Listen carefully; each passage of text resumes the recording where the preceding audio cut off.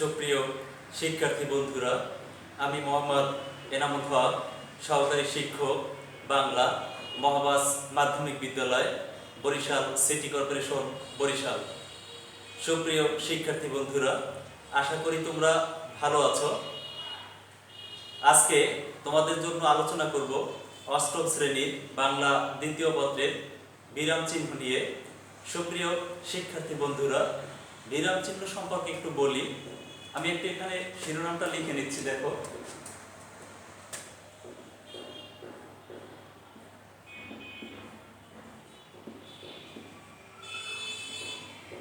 বিরাম চিহ্ন। তো আমরা এই যে বিরাম চিহ্নটা কি, আসলে তৎকালীন সময়ে বিরাম চিহ্নের খুব একটা ব্যবহার ছিল না। সর্বপ্রথম বাংলায় ঈশ্বরচন্দ্র বিদ্যাসাগর তিনি এই বিরাম চিহ্নের ব্যবহার শুরু করেন। যাই হোক, আমরা সাধারণত যদি বিরাম চিহ্ন ব্যবহার না করি তাহলে অর্থের পরিবর্তন ঘটার সম্ভাবনা থাকে। যাই হোক, বিরাম চিহ্নগুলোর মধ্যে যেমন রয়েছে দাড়ি, কমা, সেমিকোলন, প্রশ্নবোধক চিহ্ন, কোলন, কোলন ড্যাশ, উদ্ধৃতি চিহ্ন ইত্যাদি। তো আমরা আজকে তোমাদের জন্য আলোচনা করব কমা নিয়ে, অর্থাৎ কোন কোন জায়গায় কমা ব্যবহৃত হয় এই বিষয়টা নিয়ে। কমা বিরাম চিহ্নের একটি অত্যন্ত গুরুত্বপূর্ণ একটি বিষয়। আমরা এই বিষয়টা নিয়ে আলোচনা করব, অর্থাৎ কোন কোন জায়গায় কমা ব্যবহৃত হয় এই সম্পর্কে তোমাদেরকে আজকে আমি ধারণা দিব।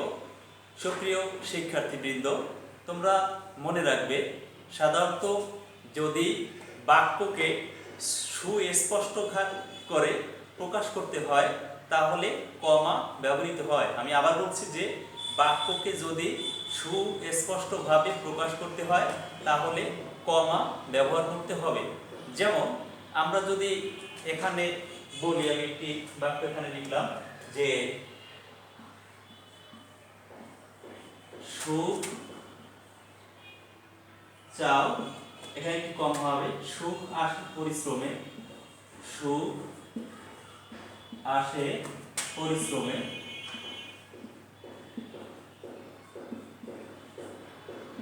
এখানে আমরা বললাম যে এই যে বাক্যটাকে বললাম, এখানে আমরা যদি সুস্পষ্ট করে প্রকাশ করার জন্য এখানে কমা ব্যবহৃত হলো, এটা মনে রাখবে। এরপরে বলা হচ্ছে যে একই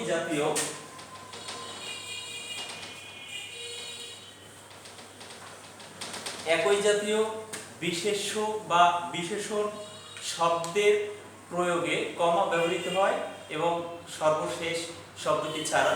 যেমন আমি যদি বলি এখানে যে, এখানে দেখো আমি যদি লিখি যে ঢাকা, তারপরে হচ্ছে রাজশাহী, ঢাকা, রাজশাহী, বরিশাল, সিলেট, বরিশাল, সিলেট, বাংলাদেশের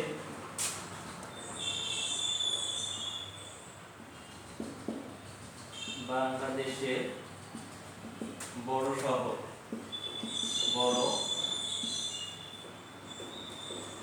শহর, ইত্যাদি যদি আমরা বলি, তাহলে এই যে বললাম, তাহলে একই জাতীয় শব্দ এরকম যদি হয় তাহলে এই একই জাতীয় বিশেষ্য বা বিশেষণ শব্দের ক্ষেত্রে তোমরা মনে রাখবে যে অবশ্যই কি হবে, সেক্ষেত্রে এই কমা ব্যবহৃত হবে, এটা মনে রাখবে।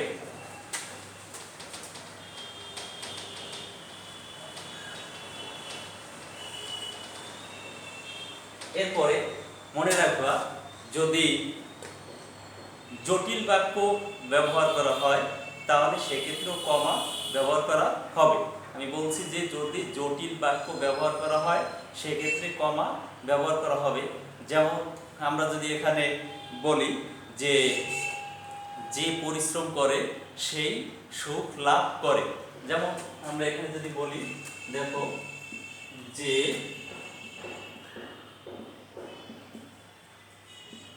পরিশ্রম করে, এখানে একটি কমা হবে, সেই সুখ লাভ করে। এখানে যদি বলি যে সেই সুখ লাভ করে, এখানে বলছি সুখ লাভ করে। তাহলে দেখো আমরা বললাম যে পরিশ্রম করে সেই সুখ লাভ করে, অর্থাৎ এরকম খণ্ডবাক্যের ক্ষেত্রে কি হবে, জটিল বাক্যের ক্ষেত্রে কমা ব্যবহৃত হবে। আমি এখানে একটু লিখে দিচ্ছি যে জটিল বাক্য, জটিল বাক্য, এই জটিল বাক্যের ক্ষেত্রে কি হবে, কমা ব্যবহৃত হবে, এটা তোমরা মনে রাখবে। তেমনি উদ্ধৃতি চিহ্নের ক্ষেত্রেও সাধারণত কি হবে, কমা ব্যবহৃত হবে। আমি আবার বলছি যে উদ্ধৃত চিহ্ন বা উদ্ধৃতি চিহ্নতেও কি হবে, কমা ব্যবহার করতে হবে। আমরা এখানে যদি আমি বলি, দেখো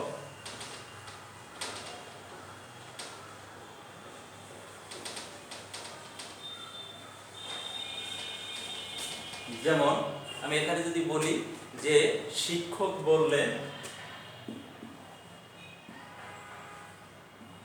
শিক্ষক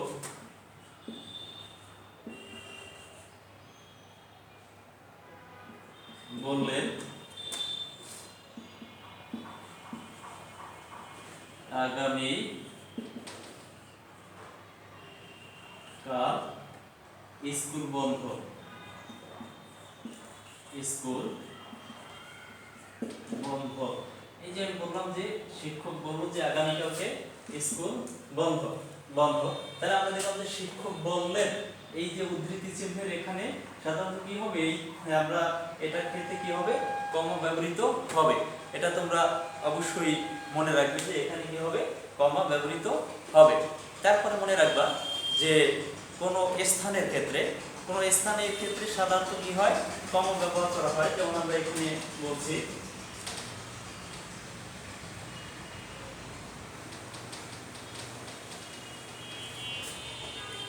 কোনো স্থানের ক্ষেত্রে সাধারণত কমা ব্যবহার করা হবে। অর্থাৎ আমরা মনে রাখবো যে কোনো স্থানের ক্ষেত্রে, কোনো স্থানের ক্ষেত্রে কমা ব্যবহার করা হবে, কমা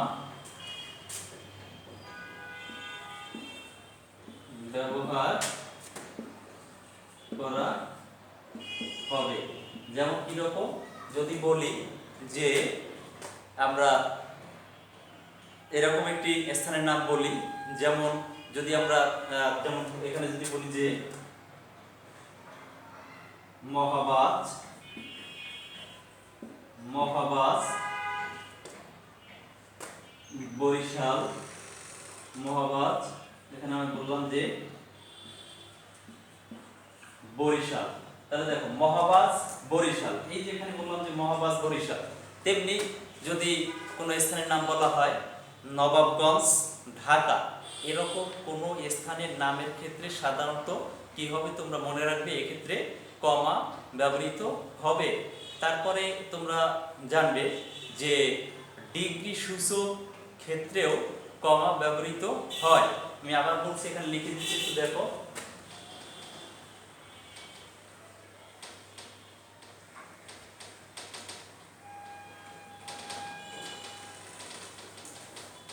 ডিগ্রি সূচক নামের ক্ষেত্রে কমা ব্যবহৃত হয়। আমি এখানে দেখো বলছি যে এই ডিগ্রি সূচক নামে কমা ব্যবহৃত হয়। যেমন কিরকম, যদি বলা হয় যে এম পারভেজ, যদি বলা হয় যে এম পারভেজ, এখানে একটি কমা, পিএইচডি, পিএইচডি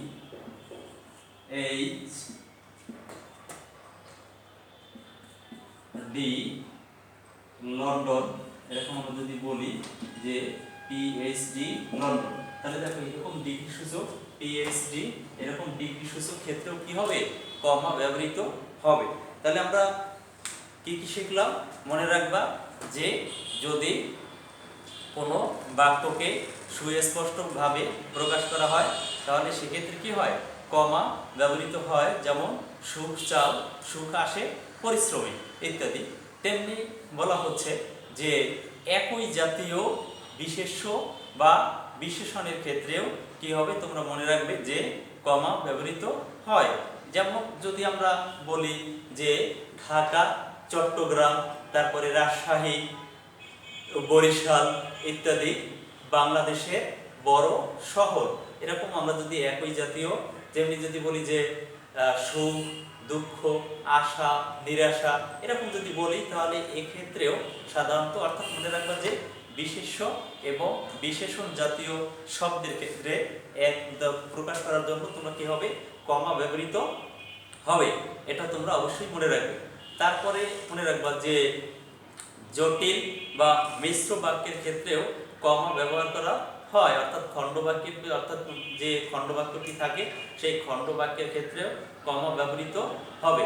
যেমন যে সুখ লাভ করে, অর্থাৎ যে পরিশ্রম করে সে সুখ লাভ করে। এই যে পরিশ্রম করে, এখানে একটি কমা অবশ্যই তোমাদের কি করতে হবে, ব্যবহার করতে হবে। এটা তোমাদের মাথায় রাখতে হবে। তারপরে যদি উদ্ধৃতি চিহ্ন থাকে, যেমন যদি বলা হয় যে শিক্ষক বললেন আগামীকালকে স্কুল বন্ধ, তাহলে এই যে বললেন, সে শিক্ষক বললেন, এক্ষেত্রেও সাধারণত কি হবে, কি মনে রাখবা যে এখানে কমা ব্যবহৃত হবে। এটা অবশ্যই তোমাদের জানতে হবে। তারপরে যে বলা হচ্ছে যে যদি কোনো স্থানের ক্ষেত্রে কি হয়, কমা ব্যবহৃত হবে। আরেকটি বিষয় তোমরা মনে রাখবে যে দিন বা তারিখের ক্ষেত্রেও কি হয়, কমা ব্যবহৃত হয়। আমি এখানে বলছি,